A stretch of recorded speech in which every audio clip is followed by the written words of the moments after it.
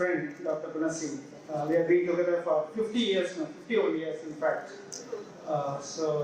When he invited, I cannot say no to him.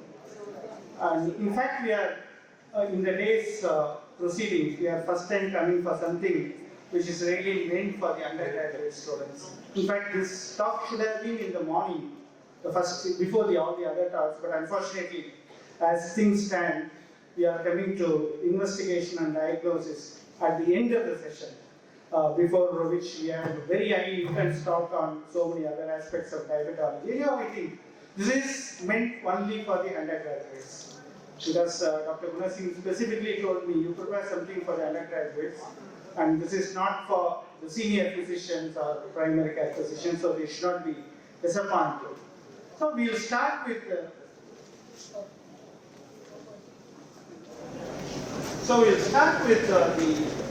definition of diabetes. I think that is very fundamental. Dr. Periyander mentioned about the definition of diabetes, but this is a little more elaborate. The term diabetes mellitus describes a metabolic and vascular disease. So it's a two-in-one disease. We call it double-barreled gun. Now we can even say a triple-barrel because now it is known as a cardio-renal metabolic syndrome. Originally started as a metabolic syndrome, then we added the cardiac component, cardio-metabolic. Now we know that renal disease is also part and parcel of this metabolic disease, so we call it cardio-renal metabolic syndrome. Of multiple ilia characterized by chronic hyperglycemia with disturbances of carbohydrate, fat and protein metabolism, resulting from two things. One is insulin resistance, which we believe probably we inherit. As long as there is compensatory hyperinsulinemia, you maintain normoglycemia. Once a compensatory hyperinsulinemia fails, you develop clinical hyperglycemia. Of course, there is also insulin secretory defect. So at the time of diagnosis of diabetes, you have both insulin resistance and insulin secretory defect. And it is now believed that Indian phenotype have more of insulin secretory defect than insulin resistance, leading to changes in both the small vessels, that is microangiopathy. So many people talked about pathies. So it is microangiopathy, and the large blood vessels, that is macroangiopathy. So what is the diagnostic criteria? That is very important. Unless you know when you say somebody has got diabetes. So can be diagnosed by any one of the following criteria.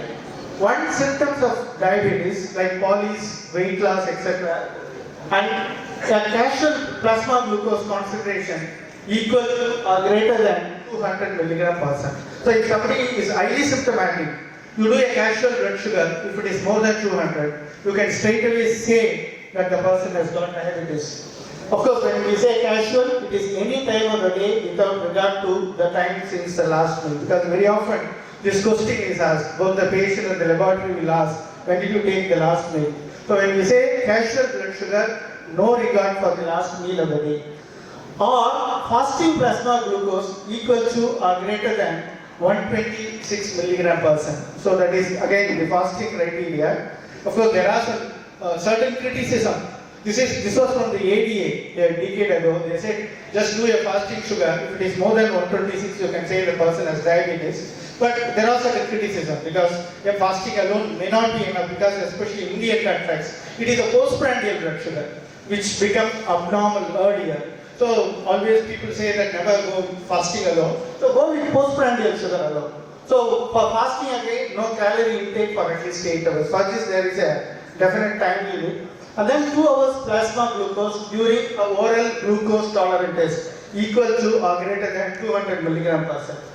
Of course, there are certain World Health Organization defined criteria for doing a GTD. I will not go into that. That is available in any textbook. And then of course, in the recent past, about a decade now, hemoglobin A1C has been accorded the prospect of diagnosing diabetes.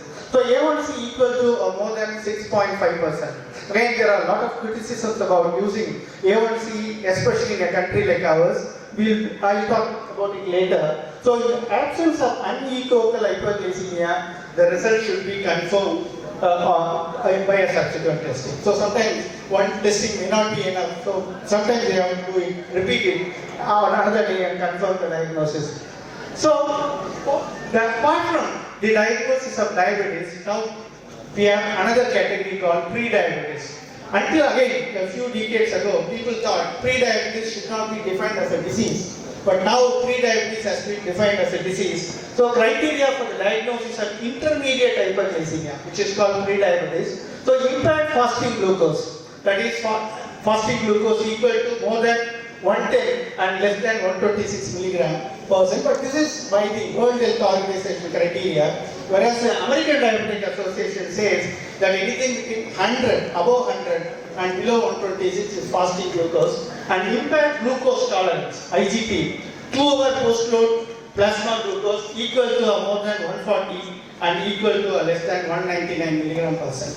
So apart from the diabetic state, we also have a pre-diabetic state, which has now been defined as a disease, and we know that it is possible to prevent diabetes by treating people with pre-diabetes. So as I said, the American Diabetes Association recommends that individuals with fasting blood sugar of greater than 100 milligram and less than 126 should be designated as having impaired fasting glucose.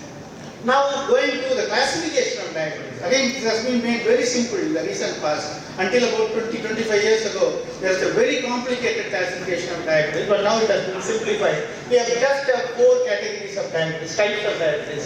So includes 4 clinical classes. Type 1 diabetes, everybody knows, beta cell destruction, usually leading to absolute insulin deficiency. The patient requires insulin lifelong, and it can be of 2 types. One immunogenic, another one is idiopathic. In immunogenic, as the name itself suggests, immunological causes cause type 1 diabetes, whereas idiopathic, you do not know what is the cause for destruction of the beta cell. Then of course, type 2 diabetes may range from predominantly insulin resistance to relative insulin deficiency to predominantly secretory defect with insulin resistance. As I told you, at the time of diagnosis, when you deduct clinical hyperglycemia, the patient will have some element of insulin resistance and some element of insulin secretory defect, but probably what you inherit from your parent is insulin resistance. Other specific types, of course, monogenic diabetes syndromes, diseases of the exocrine pancreas, drug or chemical induced diabetes. Among this, of course, monogenic diabetes is gaining a lot of importance these days. We are more and more discovering monogenic diabetes. We will talk about it later. And of course, last but not the least, the hyperglycemia of pregnancy, the gestational diabetes. That is a separate class by itself, especially in the Indian context. I don't know about a few days back, how many of you would have read the news item. Hyperglycemia of pregnancy is increasing in prevalence in India because of 2 reasons. One, as a genetic race, we are more prone for diabetes. 2, women are getting married late these days. Pregnancy occurs much after 30, even for 35, 40 years. So hyperglycemia of pregnancy, gestational diabetes, is also on the rise. So we should know how to diagnose, what is the criteria for diagnosing hyperglycemia of pregnancy. So there is another category of diabetes is very important. Diabetes is no more a disease of 30s and 40s. It is a disease of 20s. I have school-going children who come to me with 400, 500 blood sugar, with strong family history of diabetes. So youth onset diabetes is now a special category, and every one of you should be acute, as Dr. Puvarigi was telling. It is a very, very important area where you should know how to diagnose this. So, it can be type 1 diabetes. It's very easy. The moment the child walks into a clinic, you can say, this is type 1 diabetes, as Dr. Puvarigi was telling. And then, of course, monogenic diabetes, formerly termed MODI, maturity onset diabetes in the young.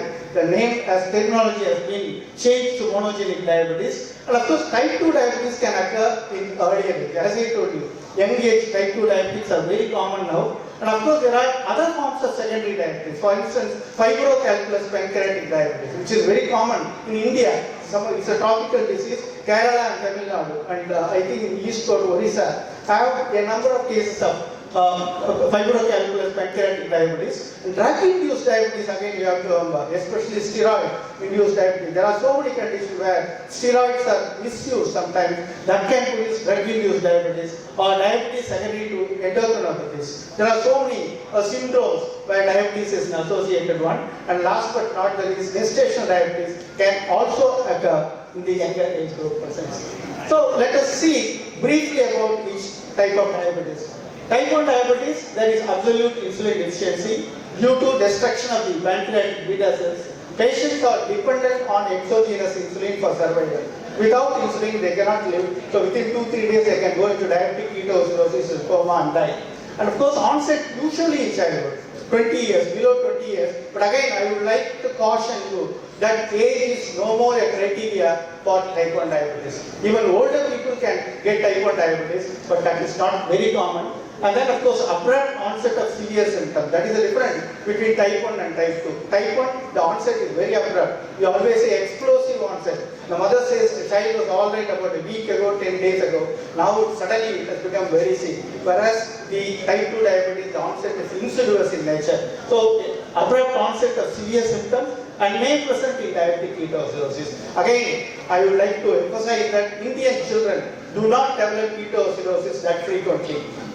Probably the destruction of beta cell is not complete at the earlier stages. There is still some insulin, so they don't go into ketoacidosis. They may have ketosis, ambulant ketosis. They walk into the casualty with 400-500 blood sugar, ketones 1+ or 2+, but not in ketoacidosis. So you should also remember, just because there is no ketoacidosis, it's not type 1 diabetes. It is type 1 diabetes. It is a slow onset type 1 diabetes. We coined that term in MMC about 30 years back. The world did not agree to that term. They said there is no slow onset type 1 diabetes. Now it has been accepted, it has come in the textbooks also. There is an entity called slow onset type 1 diabetes, where ketoacidosis may not occur. It is ambulant ketosis. Then of course, type 2 diabetes, every one of us know, along with the explosive increase in the overall prevalence of diabetes, type 2 diabetes in the young is also becoming increasingly frequent in India. So when do you suspect type 2 diabetes in a young person? So there is a strong family history of diabetes. One, both the parent are diabetic, say 20 years, 18 years, he comes with hyperglycemia, then think of diabetes, type 2 diabetes in the young.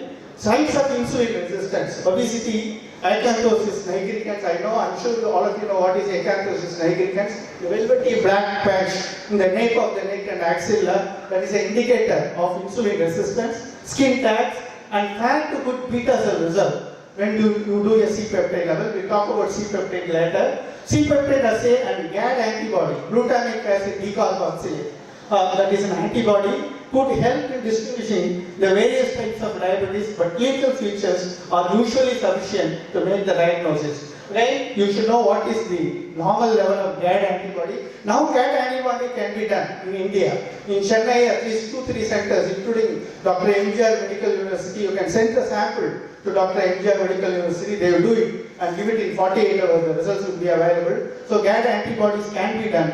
That will help you to distinguish between type 1 and type 2 diabetes and MODY also. So of course, monogenic diabetes, as I told you, we are more and more discovering monogenic diabetes. It's associated with a mutation of a single gene. That is why it's called monogenic diabetes. Clinical phenotypes include maturity onset diabetes of the young, MODY. Neonatal diabetes is another one. Quite a few cases have been described by Dr. Mohan of the MDR Center in Chennai, where the child, newborn child develops diabetes. So that is called neonatal diabetes and syndromic forms of diabetes. There are various syndromes of diabetes that are associated with other endocrine diseases. Those, the diagnostic criteria for MODY, it was way back in 1975. It was described by Tattersall and Fajan, two very eminent people in the field of endocrinology. So age less than 25 years onset. Then of course, autosomal dominant transmission of diabetes, vertical transmission in 3 generations. The grandmother, the mother and the daughter. Vertical transmission, 3 generations should be there. Now, absence of ketosis at any time. In spite of very high blood sugar, they do not go in for ketosis or ketoacidosis. and usually controllable without insulin, at least the initial stages of the disease. Later, some types of MODI may require insulin, but majority of them will respond to oral hypoglycemic agent. And remember, MODI is a secretory defect diabetes. So only sulfonylureas will help. Metformin doesn't help there. And clinical criteria are no longer valid, and genetic analysis is needed to confirm the diagnosis. This again can be done either in Dr. MGR Medical University or Dr. Morgan's Diabetic Center can do it free of cost also if you refer any poor patient to diagnose MODI. So this is difference between monogenic diabetes and early onset type 2 diabetes. The monogenic diabetes is non-obese, whereas most of the time, early onset type 2 diabetics, they are either obese or overweight. Acanthosis nigricans, the signs and symptoms of insulin resistance will not be there in monogenic diabetes, whereas it will be present in type 2 diabetes. 3-generation vertical transmission will be there in monogenic diabetes, whereas in type 2 diabetes, either of the parent or both the parents may be diabetic, but there will not be any vertical transmission in 3 generations. Only insulin secretory defect, as I told you, for monogenic, so use only sulfonylureas, whereas it's a defect in insulin secretion and insulin resistance in type 2 diabetes, seen in all population, monogenic diabetes, whereas type 2 diabetes in the young is very frequently seen in races or countries where type 2 diabetes is very rampant like India, and of course response better to sulfonylurea, monogenic, whereas response to better to metformin, the type 2 diabetes.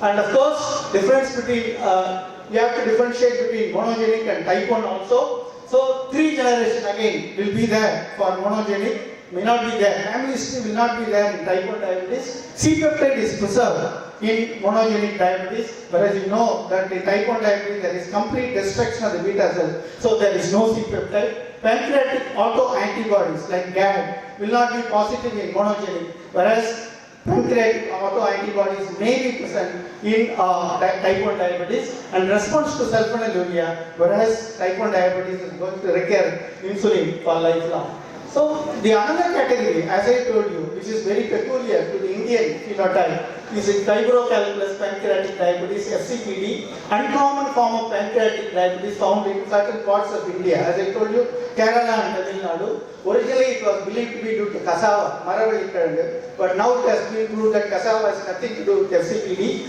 So the diagnostic criteria is patient should be from tropical community country, diabetes should be present, evidence of chronic pancreatitis because it affects both the exocrine and the endocrine pancreas. So abdominal pancreatic morphology and ultrasound and CT scan, recurrent abdominal pain since childhood, steatorrhea, bulky, undigested food motion, abnormal pancreatic function test, and absence of other causes of chronic pancreatitis. Only in the absence of alcoholic pancreatitis or other pancreatic diseases you can diagnose FCPD. So this is the typical presence of stones in the pancreas. You can see across the spinal vertebra, you can see the stones scattered all along the pancreatic body.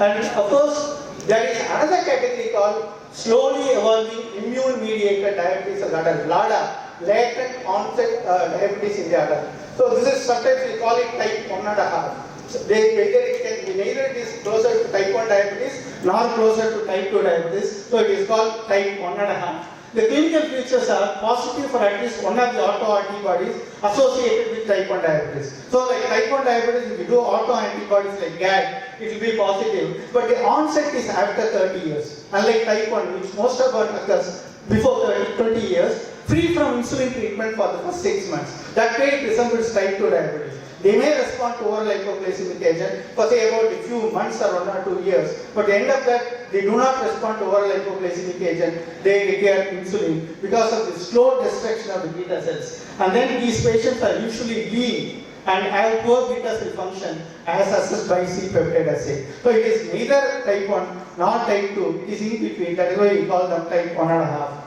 And this is a flow chart. What I have told you so far is very, if you have a printout of this on your table, you can easily diagnose. A young person walks into a clinic with hyperglycemia, go through this flow chart, you will be able to say whether this is type 1, type 2, MODI, LADA or any other category of type 2 diabetes. Then of course, type 2 diabetes, most common form of diabetes. Fortunately, almost 95% of our diabetic population subjects are type 2 diabetes. Prevalence increasing rapidly, especially in developing countries. As I told you, unfortunately, India has a dubious distinction of being called the diabetic capital of the world. We have overtaken China. Until recently, China was the capital. Now we are the capital.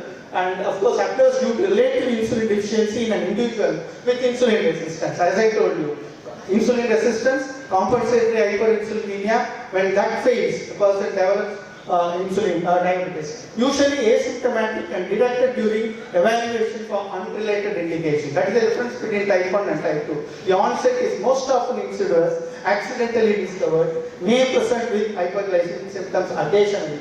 And of course, pregnancy diabetes, as I told you, is gaining importance, especially in India, because as I told you, the general increase in diabetes and the fact that women are getting married late and becoming pregnant later. So classification, again, gestational diabetes mellitus, which occurs, I will tell you what is the definition of gestational diabetes. Pre-gestational diabetes mellitus, person, the woman who already has diabetes, type 1 or type 2, may become pregnant. That is called women passing through, diabetic women passing through pregnancy or pre-gestational diabetes. And of course, there are other uncommon types of diabetes also can complicate pregnancy. So the definition of GDM is very important. Glucose intolerance of any degree with onset or first recognition during pregnancy. We do not know whether the women had diabetes prior to conceiving. We do not know whether it is going to continue after delivery. But if it is detected for the first time during pregnancy, then we call it gestational diabetes. Of course, the American Diabetes Association ADA recommends selective screening of women at high risk for gestational diabetes. But as far as India is concerned, we are ethnically prone for diabetes. So we always recommend universal screening for all pregnant women. So Indian recommendation belongs to high risk group. All pregnant women should be screened for undiagnosed type 2 diabetes at the first prenatal visit. So whenever the woman walks into a clinic for the first time, do a blood test. As per recommendation in the fasting, postprandial, or even now glycated hemoglobin is now recommended. You can do that. If negative, you have to perform the test again at 24 to 28 weeks. This time you have to do a 75 grams oral glucose tolerance test. So fasting equal to or more than 92 milligram percent, 1 hour equal to more than 180 milligram percent, 2 hour equal to or more than 153%. Any one value exceeding this, then you can diagnose GDM. Again, there is a lot of criticism about that because until recently we have been recommending 2 values becoming abnormal to diagnose GDM, but now say 1 is enough. So there are some authors who believe that we are over-diagnosing gestational diabetes, but in a country like India, I think it is worth doing this test and diagnosing GDM, because by treating GDM, you are going to prevent diabetes, future development of diabetes in 2 generations. Any GDM woman is likely to develop diabetes. In fact, we say 50% of the GDM women will develop diabetes within 5 years after delivery, and the offspring of the mother is also at increased risk of obesity and diabetes later. So by treating GDM, you are going to prevent diabetes in 2 generations. So it is very, very important that we screen all pregnant women for gestational diabetes. So Indian guidelines, because our Professor Seshia, my mentor and guru, they have devised the diabetic, the DIPSI group, as she says, 1 step test is enough to diagnose gestational diabetes. So if you do a 75 grams oral glucose tolerance, not in the fasting state, even in the non-fasting state, their recommendation is that many of the Indian women, they are not allowed to fast in the morning. So the mothers and mother-in-laws will not allow the women to go to the hospital in the fasting state, a pregnant woman. So the group has come out with a recommendation after a lot of studies that you do a non-fasting 75 grams OGTT, and if it is equal to or more than 200 milligram percent, you can say that the patient has got diabetes mellitus. And if it is 140 to 199, probably the woman has gestational diabetes. So DIPSI guidelines also recommend that GTT can be performed in the non-fasting state. Because Tamil Nadu government has approved this testing in primary health centers and other government hospitals, but internationally, the recommendations are not accepted. We follow the international study group for pregnancy diabetes, IAD-PCH. That recommendation is only in the fasting state. And of course, coming to the investigation and the history, most of the time, good history taking is very, very important. That itself will give you a clue what type of diabetes you are looking at. But again, I have to caution here that almost 60% of the type 2 diabetes may not have any symptoms. It's a silent disease. Very often it is discovered accidentally. They go for a master health checkup, that is very common these days, go for an insurance, or they are being prepared for some surgery, then they get diabetes. So don't depend only on history, but history taking is very important for so many other things. So frequent urination, excessive thirst, excessive hunger, the so-called polys, and weight loss, delayed healing of wounds, tiredness, itching, especially in the genital area, vulvovaginitis or vulvoprostatitis, tingling and numbness, visual disturbances. Very often, mere visual disturbances, you have to be very careful. Young person, 60% of the, as I told you, patient may not have any symptoms, so you have to go by other criteria. So again, going again with medical history, you have to, any patient walks into your clinic, ask about previous treatments and outcomes. If he is a non-diabetic, ask what medication he has taken, has there been any hospitalization, any history of ketosis, admission for ketosis, present treatment, what he is on now, drug allergy and intolerance, the history of hospitalization for any condition, and most important, hypoglycemia, because now we are greatly worried about hypoglycemia. You know that hypoglycemia can aggravate cardiovascular morbidity and mortality, especially sleep time hypoglycemia is now known to result in the surge of inflammatory cytokines and increase both micro and macrovascular complications of diabetes. So at any cost, hypoglycemia should not be there. So elicit history of hypoglycemia, patient may not recognize the importance of hypoglycemia, they may not come out with the history. So always ask about hypoglycemia, hospitalization for DKA, hyperosmolar state in type 2 diabetes, acute coronary events and cerebrovascular events. These are the things are to be recorded in a preliminary case sheet. And of course, ask for symptoms suggestive of complications also. We know that type 2 diabetes, the pathological process starts almost 10 years before clinical hyperglycemia becomes evident.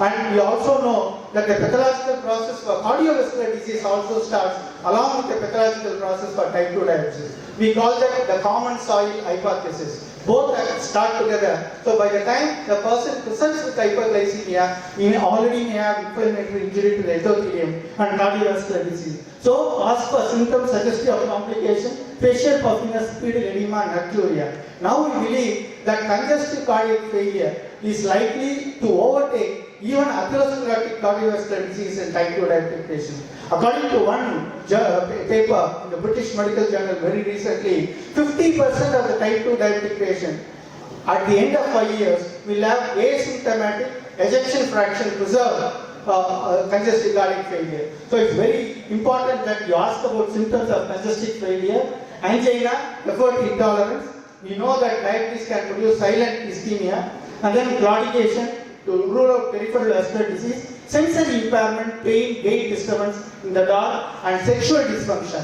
One of the things which never patient comes out with. So this is called secretive disease of diabetes. So unless you ask for that, many males will have erectile impotence. So even women have, we always believe that women do not have sexual sexual disturbances in diabetes, but it is a well-known established fact that even women have sexual disturbances in diabetes. So always ask about it, otherwise they will not come out with the information. And then of course, physical examination should include height, weight, BMI, waist circumference, hip circumference, waist hip ratio. Dr. Das did tell you about the waist hip circumference, but it is included in the textbooks now. BMI is weight in kg by height in meter square. The normal is 18.5 to 24.9. That is Indian ICMR cutoff, and overweight is 25 to 29.9. Class 1 obesity, already it has been told, 30 to 34.9, and class 2 obesity is 35 and above. And of course, above 40 is known as class 3 obesity, but it is extremely rare in Indian context. Waist hip ratio, men more than 0.9, women more than 0.8, and of course the waist circumference to be measured at the midpoint between the costal margin and the highest point of the iliacus with the breath held in expiration. This is also very important. And of course, waist for men it is more than 90, women more than 80. Again, this is the Indian cutoff, whereas the Western cutoff are very different. Blood pressure measurement including postural, because it is, if the patient has autonomic neuropathy, he is going to have postural hypotension, which is ominous because many of these elderly patients with postural hypertension may have falls and fractures. And also we know that patients with autonomic neuropathy, as indicated by postural hypertension, are likely to die within a short period because of cardiovascular morbidity and mortality. It's a potent indicator of cardiovascular morbidity and mortality. So take blood pressure in the lying, sitting and standing position, and of course examination of the abdomen, including auscultation for any bruit in the abdomen. Thyroid examination is very important. It's a coexistent disease. Skin examination for acanthosis, nigricans, tags, and insulin injection site inspection. Fortunately, with the analog insulins and newer insulin, hypertrophy and are not very common, but it can occur in some patients who are using injections at the same site. So you have to look for it. And dilated retinal fundal examination is a must. Every undergraduate from the clinical year should buy an ophthalmoscope and start looking at the fundus in diabetic patients for any diabetic retinopathy. And of course, dental and oral examination. Dental attrition is very common. That is again indicator of microangiopathy. Studies have shown that somebody, a diabetic patient having very severe dental attrition, you have to look for microangiopathy. And then of course, waist circumference to be measured that I told you. And of course, physical examination, again continuing, comprehensive foot examination. One of the distressing complications of diabetes is diabetic foot syndrome. Unless you have a dedicated surgeon and a diabetologist, it's very difficult to treat diabetic foot syndrome. So complete comprehensive should include inspection, palpation of dorsalis, pedis and posterior tibial pulses, ankle brachial pressure index. Again, is a very good indicator of peripheral vascular disease. Deep tendon reflexes, ankle and knee jerk. Ankle reflexes are the first to be lost in diabetic neuropathy. So there is a very simple clinical test, bedside test, you can do it. And proprioception, vibration and monofilament sensation to rule out peripheral neuropathy. Those, the lab investigations will include fasting and postprandial, very fundamental, glycated hemoglobin, fasting lipid profile. Again, this is controversial. The Western literature says if the first test is normal, you can wait for 5 years. But in my opinion, I feel that it should be done every year because diabetic dyslipidemia is very, very common in the Indian phenotype. So it should be done every year. Liver function test, we talked so much about the NASH, non-alcoholic steatohepatitis. Now the name has been changed, metabolically associated steatohepatic disease, MASLD. So that is again the part of the metabolic disease now. So every patient should undergo liver enzyme examination. And then of course urine complete examination including microalbuminuria. Again, I have to emphasize that in type 1 diabetes you can wait 5 years, for 5 years after diagnosis to do these tests. Whereas in type 2 diabetes, from the time of diagnosis you have to do all these tests. And of course serum creatinine, and you have to calculate the eGFR. It's again very simple. You download the formula from the online, you can keep it on your table and calculate the eGFR.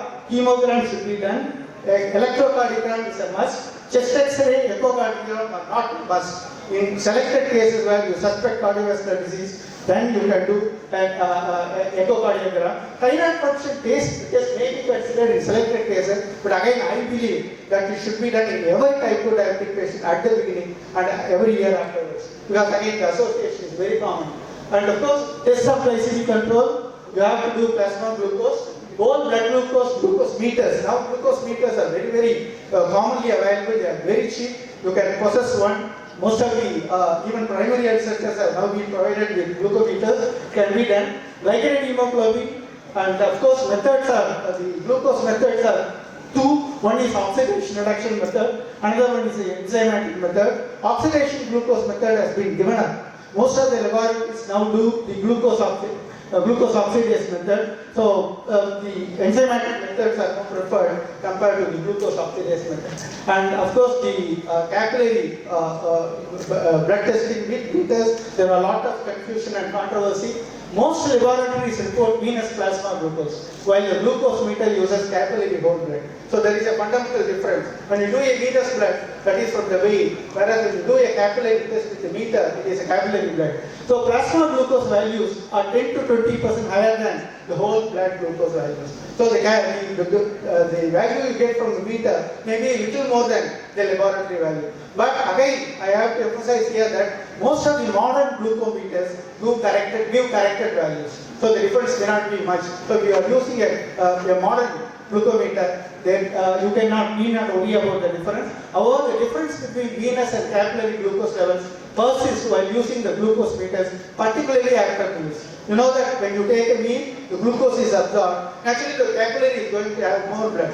Whereas the venous blood, the glucose will be less because the tissues have already taken away some of the glucose. So, however, these differences are only significant in the post-meal or post-glucose load state. The differences are to the tune of 20%. So, there can be a 20% increase in the capillary blood sugar value compared to the venous blood value.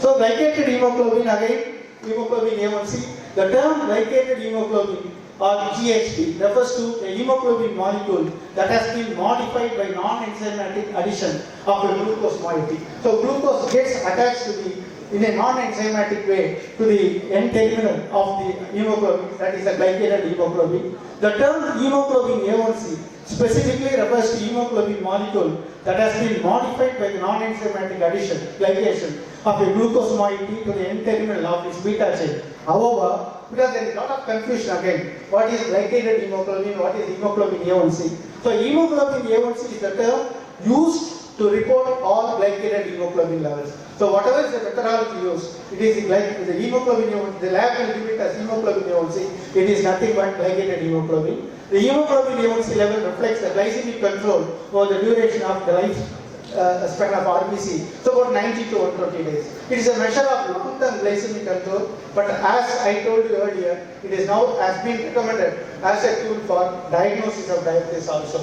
So, clinical value, hemoglobin A1C is an index of long-term glucose control performed on venous blood. Test results are the most important advantages are that you can do it any time of the day. There is again a misconception among even laboratories that it has to be done in the fasting state. It is not necessary. It can be done at any time of the day.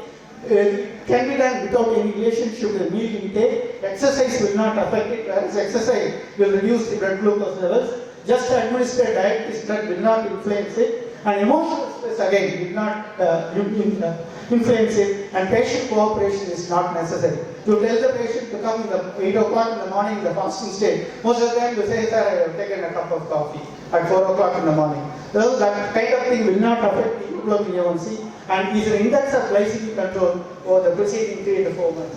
And of course, helps in clarifying the discrepancies between the self-monitored glucose levels and actual degree of overall blood glucose control. The patient comes to you today, his blood sugars are very high, but the glycated hemoglobin is normal. That shows his control had been good in the last 3 months, but for some unknown reason today his blood sugar is high.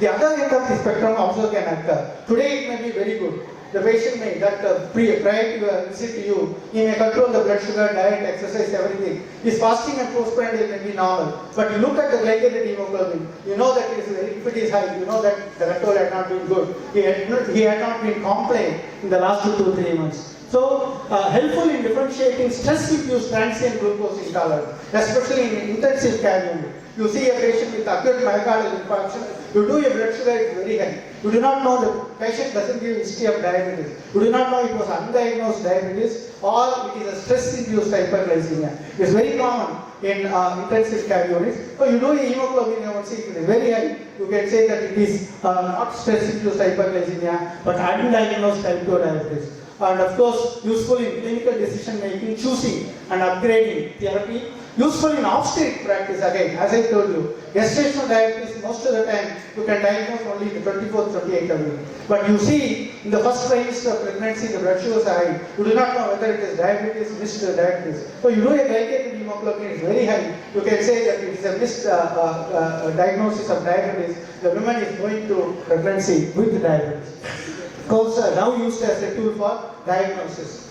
And of course, conditions, you should know, there are certain conditions, especially in Indian conditions which can give falsely high or low values. I will not go into those details because these are available in textbook. One thing you have to remember is anemia.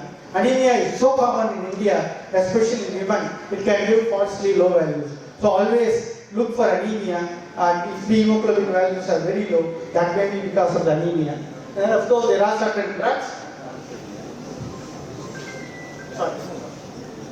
There are certain drugs which can also influence the estimation of glycated hemoglobin. Again, I will not go into the details, these are available in textbook. And of course, the targets, you should know. What is the target for hemoglobin A1C? The International Diabetic Federation IDF says it should be less than 6.5. The American Association of Clinical Endocrinologists, AACE, also is very stringent. It says it should be less than 6.5%. Whereas the American Diabetic Association and our own RSSDA says anything below 7 is acceptable. So you have to take into consideration so many other conditions like comorbidities, age of the patient, life expectancy of the patient. For a patient who is 70 years or 80 years with comorbidities, you are not going to try to achieve 6.5 or 7. So 7 or 7.5 will be acceptable. So those conditions are to be taken into consideration before fixing the target for A1C. And of course, as I told you, it can be used as a diagnostic tool. But again, the cost is very important. In the Indian context, it costs almost, a good lab may cost around 500 to 750 rupees. So many patients may not be able to afford. So as a diagnostic tool, it may not be a good test for Indian context. And also the standardization. I believe that even in developed countries like USA, the standardization of A1C testing is not very appropriate. So that again makes it very difficult to depend on A1C for diagnosis. As of now, the RSSDA and Indian recommendations are not for using A1C as a diagnostic tool. C-peptide, another important instrument in classifying diabetes. C-peptide, you know, as it is called connecting peptide, is a polypeptide consisting of 31 amino acids. So called because it connects the A and B chain of the insulin and proinsulin, the proinsulin molecule. It is a byproduct of insulin production. For every molecule of insulin secreted in the blood, there is an equimolar secretion of C-peptide. So you measure the C-peptide, you get an idea about insulin secretion. What is the level of insulin secretion? So normal fasting is 0.9 to 1.8. And of course, stimulated either with glucagon or meal stimulated C-peptide is 0.5 to 2 nanogram. Most of the bigger laboratories now do this test. It has to be done in the fasting state and if necessary as stimulated C-peptide. And this helps in distinguishing between type 1 and type 2 diabetes in rare cases. So interpretation of this is normal values vary from lab to lab. This is again another disadvantage based on conditions in which the test is performed. Fasting or stimulated with glucagon or standard meal. First, greater than normal values are found in pre-diabetic stage. As I told you, there is insulin resistance, there is compensatory hyperinsulinemia, so C-peptide may be high. Very rare cases of insulinoma. In the last 40 years of my hematology practice, I have just seen 2 cases of insulinoma. Very difficult to diagnose, but by doing a C-peptide, patient will go in for recurrent hypoglycemia. Most of the time, they are treated as psychiatric patients.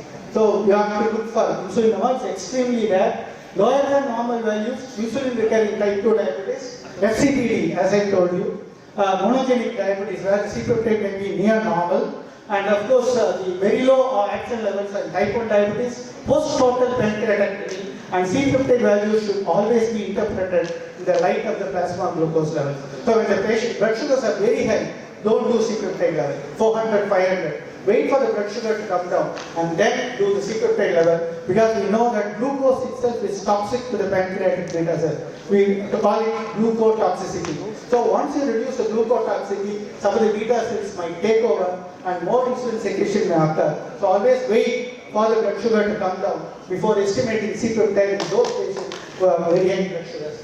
And of course, the differential diagnosis between type 1 and type 2 diabetes occasionally. Most of the time, clinically, you can easily diagnose. The difference between type 2 diabetes and slowly progressing immune diabetes is LADA. And then, of course, help to decide therapy. For instance, a patient has been on oral hypoglycemic agents for 15 years, 20 years, not responding to oral agents, is not needing for insulin. You can do a C-peptide tell him, convince him that your C-peptide is very low, you are not secreting any insulin, you will require insulin. Sometimes in such a scenario, it may be useful. While C-peptide is useful tool, it is not an essential investigation in all cases. Only in occasional cases where you are not able to differentiate between type 1 and type 2, type 1 and LADA, or in those cases where you want to start insulin in a type 2 diabetic patient. And of course, the last part of my talk, the continuous glucose monitoring. This is now very, very common. I think most of the bigger centers now routinely do continuous glucose monitoring system. So earlier sensors needed frequent calibration with capillary glucose estimation, measured glucose levels only for 5 to 7 days. Now the CGM can be continued for 14 days and you can get a collated value as you see that. A graph for 14 days. This blood sugar is from the interstitial fluid, not from the blood, but it gives a beautiful picture about lows and highs. So that gives a very clear picture about the control of diabetes for a period of 14 days. Now the sensors are virtually painless and the sensor is unobtrusive. There is no need to do some figure testing frequently in those patients. And this is the continuous glucose monitoring system. You can catch it in the Bluetooth. You get a beautiful graph, and of course, now mere fasting postprandial glycated hemoglobin is not enough. We started with a glycemic trade of fasting postprandial glycated hemoglobin. We call that a glycemic trade. Then we added hypoglycemia. We said hypoglycemia is dangerous. We have to avoid hypoglycemia. We call it glycemic tetrad. And now we know that the glycemic variability, which you see, the inter-day and intra-day variation in the blood sugar, the fasting is 90, in days 2 idlis, his postprandial blood sugar goes up to 250. That is glycemic fluctuation. So the glycemic variability is now one important risk factor for cardiovascular morbidity and mortality. We do not want glycemic variability. So that is the fifth component that is called glycemic pentat. So only if you achieve the glycemic pentat, the quality of life of the diabetic patient will improve. Ultimately, our aim is to improve the quality of life of the diabetic patient. So that is called glycemic extent. So there are 6 components, 5 clinical, biochemical and laboratory, and the quality of life is the 6th glycemic extent. So if you want to achieve the glycemic extent, you must know the glycemic variability, inter-day, intra-day variation, and adjust the dosage of insulin or oral agent to avoid wide glycemic variability. And of course, this is the graph you get. So there are 3 values. Very high value is more than 250. At any time of the day, if the patient has more than 250, then his blood sugars are not under control. That is hyperglycemia. First, high is 180 to 250 and target range is 70 to 180. If the person remains for 70% of the time, 24 hours, between 70 and 180, then we say the glycemic variability is very low. Time in range, we call it TIR. Time in range is very good, and if it is within around 70% of the day, then the chances of micro and macrovascular complications can be reduced. Very low is 54 to 70. That again is very important. The patient is sleeping. You see in the glucose monitoring that there is the blood sugar level which goes below 70. You know he is going into hypoglycemia at that time of the day. Sleep time hypoglycemia is more dangerous. So you can always adjust the dose of the bedtime insulin or the tablet to avoid nighttime hypoglycemia. And below 54 is very serious hypoglycemia which will require assistance. And of course, I'll go briefly, very briefly and very fast. The investigation for diabetes complication. First, diabetic kidney disease, one of the costliest complications of diabetes. We call it the costliest complication. So estimation of albuminuria is very fundamental. You should do it in type 2 diabetes at the time of diagnosis and then annually every year. If it is positive, then you have to do it once in 6 months. Elevated urinary albumin excretion is the earliest detectable stage of diabetic kidney disease. It is also a marker of generalized endocrine dysfunction. Right? This is very important. You find microproteinuria in a diabetic patient, always go back and test his heart. Because most of these patients with diabetic kidney disease are ultimately going to die of cardiovascular mortality. So always, whenever there is microproteinuria, examine the heart because it is a marker, surrogate marker of universal inflammation and injury. It can be subdivided into moderately elevated urine albumin excretion, microalbuminuria, severely elevated urinary absorption, macroproteinuria. Of course, up to the level of microproteinuria, the kidney disease is reversible. So it's very important that you start doing it from the time of diagnosis and repeat it every year. But now, recently some of the world bodies say it is better to use the term proteinuria rather than microproteinuria and macroproteinuria. But again, it is not internationally accepted. So the estimation albuminuria is for the presence of albuminuria annually in all patients with type 2 diabetes starting at diagnosis, all patients with type 1 diabetes more than 5 years duration, measurement of albumin to creatinine ratio, the PC ratio, protein creatinine ratio in a random spot collection. 24-hour collection is not necessary, it is only a research tool, and 24-hour collection is not done routinely, as I told you, in research centers it is done. And of course, semi-quantitative urine dipsticks are available, but again they are not very reliable. And of course, this is the stage, microalbuminuria less than 30, the normal is less than 30, microproteinuria is 30 to 299, and severely increased macroproteinuria is more than 300. And then of course, the glomerular filtration rate should always be measured. This is very, very important. Helps to state the kidney disease and assess progression. More important than sometimes even creatinine. Even creatinine is not a very reliable indicator of the stage of kidney disease. So EGFR should always be calculated. Chronic kidney disease is defined as either clinical kidney damage or EGFR of less than 60. And for more than 3 months, if persistently a patient has less than 60 EGFR, then we can say that he has got chronic kidney disease. Kidney damage is defined as pathologic abnormalities or markers of damage, including abnormalities in blood, urine test, and imaging studies. And retinopathy again, the dilated fundus examination is very, very important.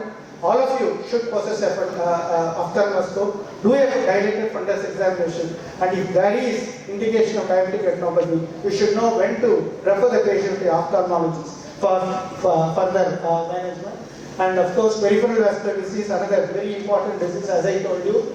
A simple bed-test test, the ABI index, will tell you whether the patient will start peripheral vascular disease. So the ankle brachial pressure index can be calculated. PVD diagnosis in ABI is less than 0.9. You take the blood pressure, the brachial artery, take the blood pressure in the ankle, you calculate the index or the ratio. If it is less than 9, then the patient has got peripheral vascular disease. So there are now arterial duplex color Dopplers are available in big centers. And of course, magnetic resonance imaging, angiography, spiral CT, multi-slide CT, all these things are advanced tests which may be useful in some tests where you have already detected peripheral vascular disease. So evaluation of food. I always tell my students, when a patient walks into a clinic, if he is wearing a socks and shoe, ask the patient to remove the socks and shoe and examine the food. That is very, very important in every clinical examination. Because if this is ulcer, patient may not tell that he has an ulcer. He may not consider this important. So always,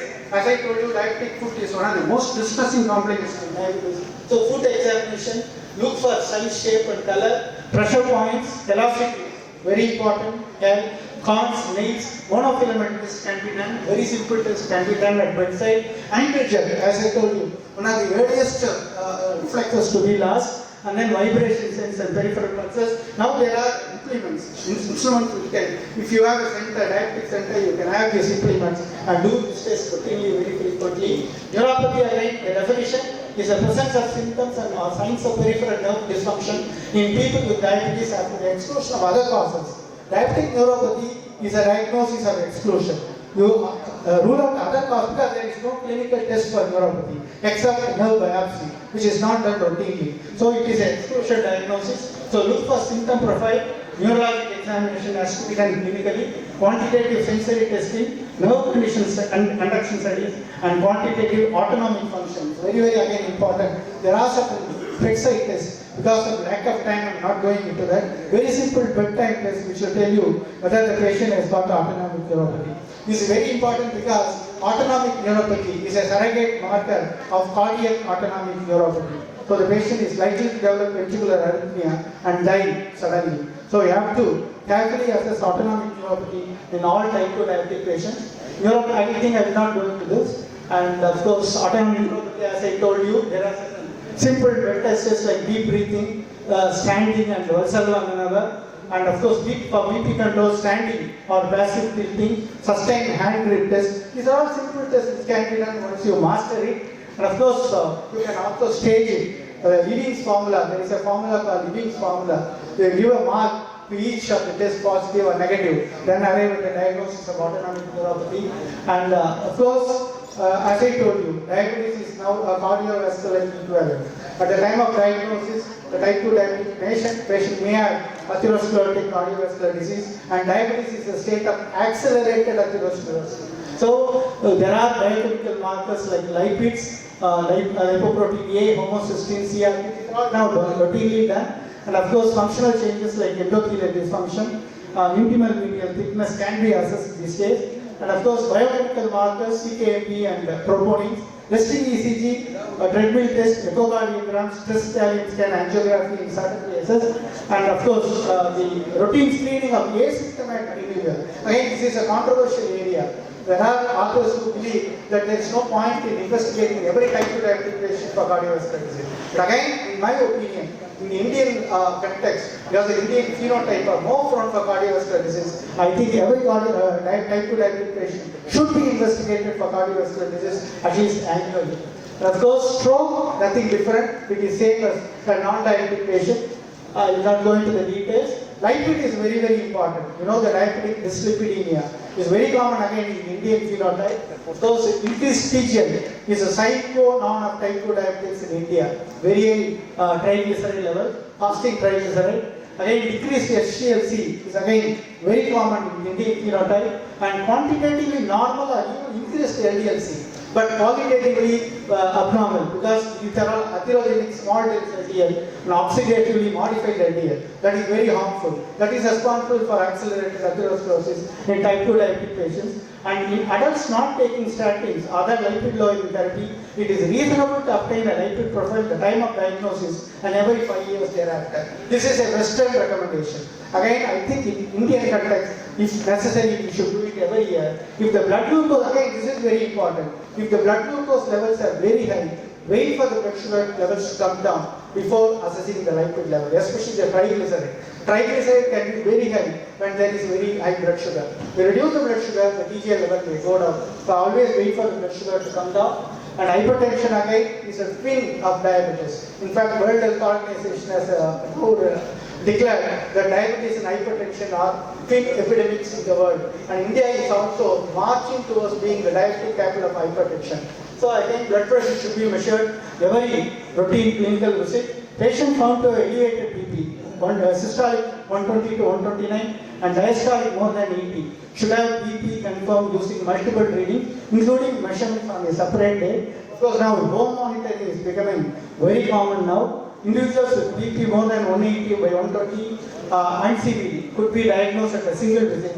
All hypertensive patients with diabetes should monitor their BP. Home monitoring is now routinely recommended not only in diabetics, even in non-diabetics. As I told you, sexual dysfunction, very often the patient doesn't come out with it, always ask for it. Very often it is better to have both the spouses in your clinic to ask about sexual dysfunction. The women alone may not sometimes tell about sexual dysfunction. The male may also feel very, may have some sort of reservation to talk about sexual dysfunction, but always ask the patient about it. It's very, very common in type 2 diabetic patient. And as I told you, erectile dysfunction is a surrogate marker for cardiovascular morbidity and mortality.